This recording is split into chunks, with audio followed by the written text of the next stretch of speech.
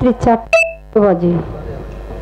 হ্যাঁ, এখন আর তারপরে গান যতটুকু হওয়ার হয়ে গেছে। হ্যাঁ, আমার কাছে দুইটা প্রশ্ন আছে, তো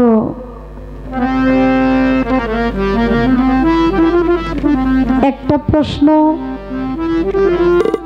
আমার হুজুরের একজন খুব কাছের সাহাবী, নামাজ পড়ছে, রোজা করছে, হুজুর যাহা কিছু বলছে সব কিছু করছে, করার পরে উনি যখন মারা গেল হুজুরের জুব্বা মোবারক দিছে, তারপরে মুখের থুতু তার চোখে দিছে, তারপরে তার জন্য 69 বার দোয়া করছে সে যেন জান্নাতবাসী হয়। কিন্তু 70 বারের কালে আমার আল্লাহ বলল যে বন্ধু দোস্ত আপনি আর দোয়া করে না, ওর দোয়া আমি কবুল করব না। এটার জবাব দেওয়ার সময় আছে নাকি? হ্যাঁ, আচ্ছা ঠিক আছে। এটা ছিল আব্দুল্লাহ উবাই। উনি যদিও আমার নবীর সমস্ত কিছু মানছে, কিন্তু উনি মুখে মুসলমান ছিল, অন্তরে সে মুসলমান ছিল না। আমার হুজুরের সাথে মুনাফিকি করার কারণে ওনার এই আমার হুজুরের দোয়া আল্লাহর দরবারে কবুল হয় নাই। এই পৃথিবীতে একটা কথা মনে রাখবেন, মুনাফিকের কোনো জায়গা আল্লাহর দরবারে নাই। যাই হোক, এখানে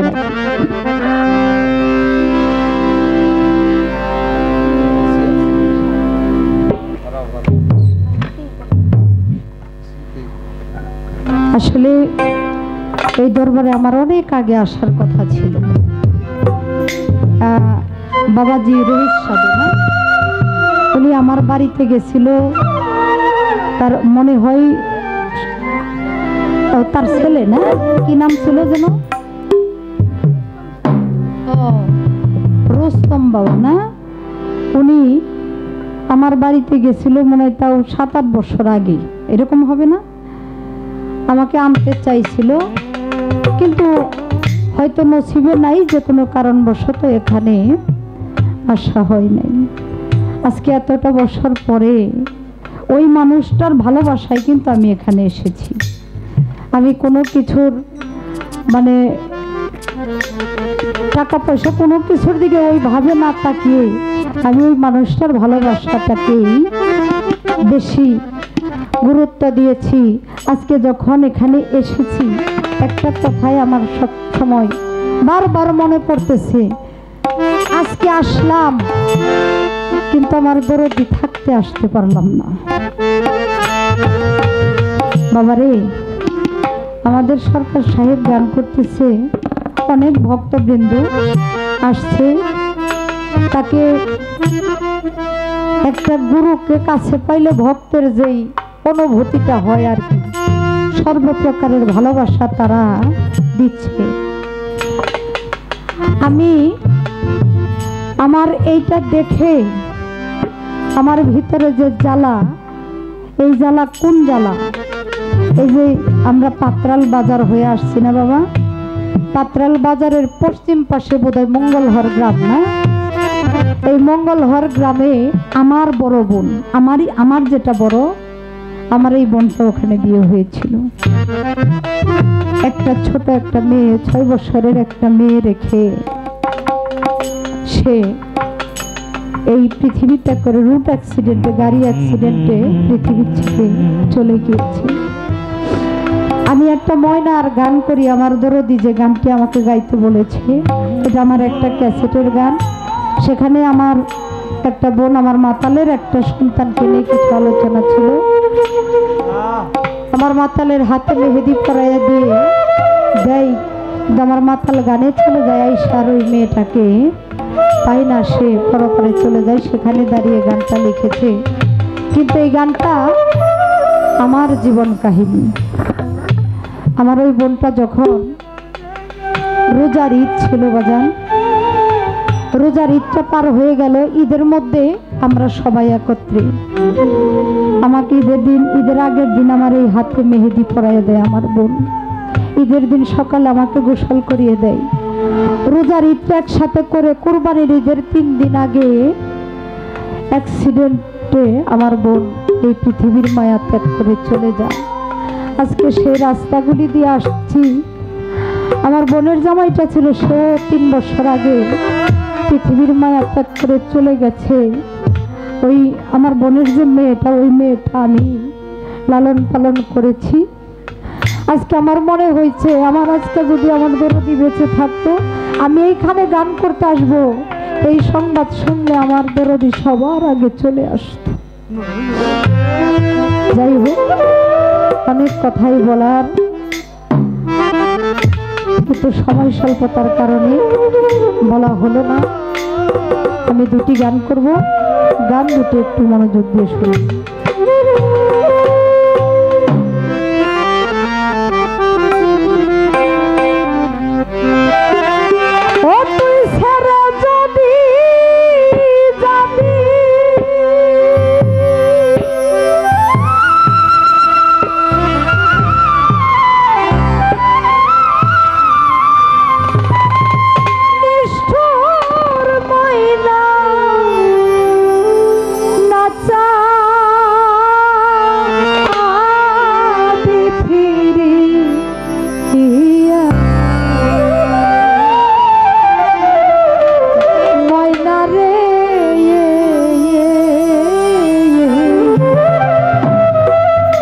যাবার আগে শিরিয়া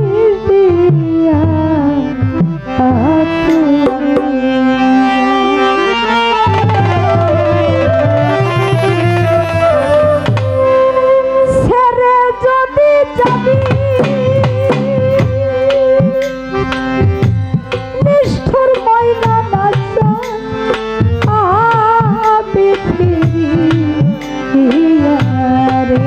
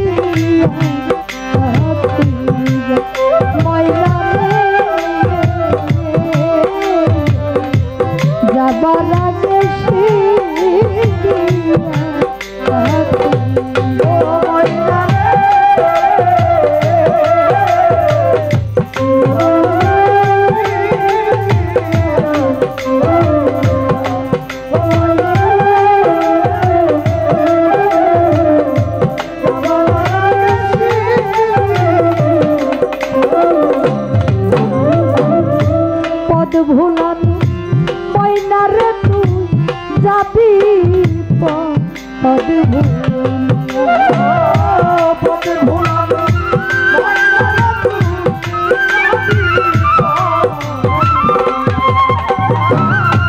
পদ ভুলান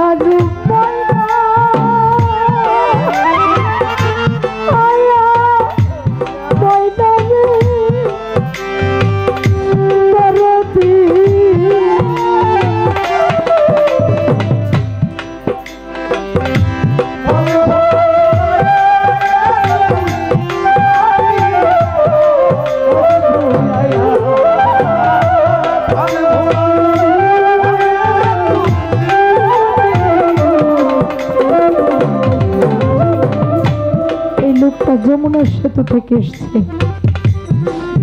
আমার পাগলের হলো গুরু ভাই, 2টা সন্তান ছিল, 2টা ছেলে।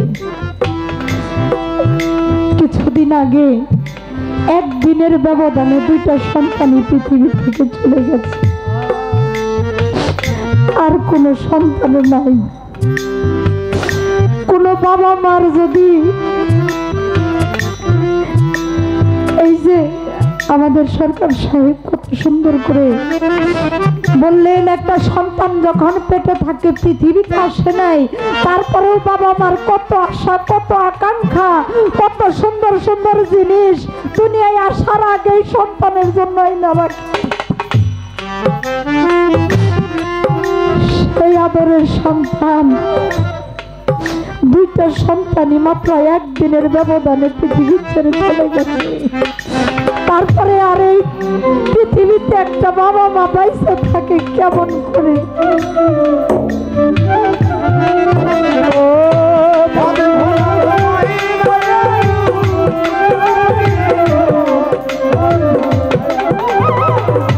পদ ভোলানো ময়না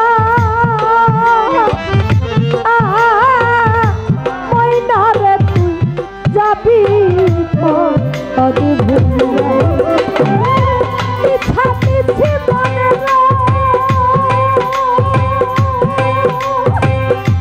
কাইলি রুস্তম হাতে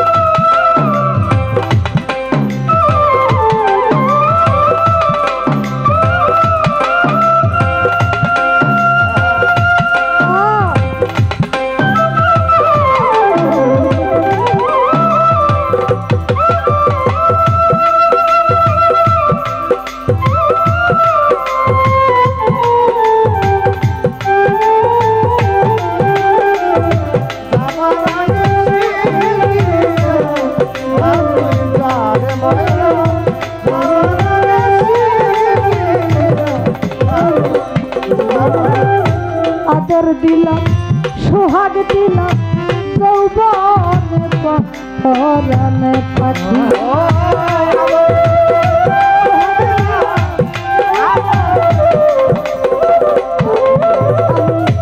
আদর দিলাম সোহাগ দিলাম রে দরদি আদর দিলাম সোহাগ দিলাম যৌবনে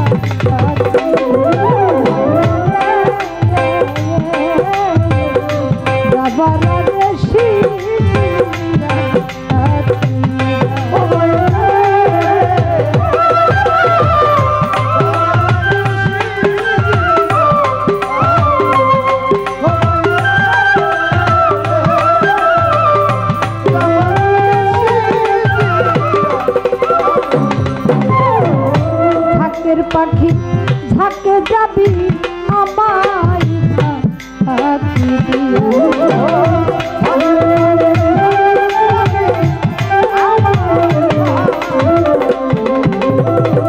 ঝাঁকের পাখি ঝাঁকে যাবি রে তোর আমায়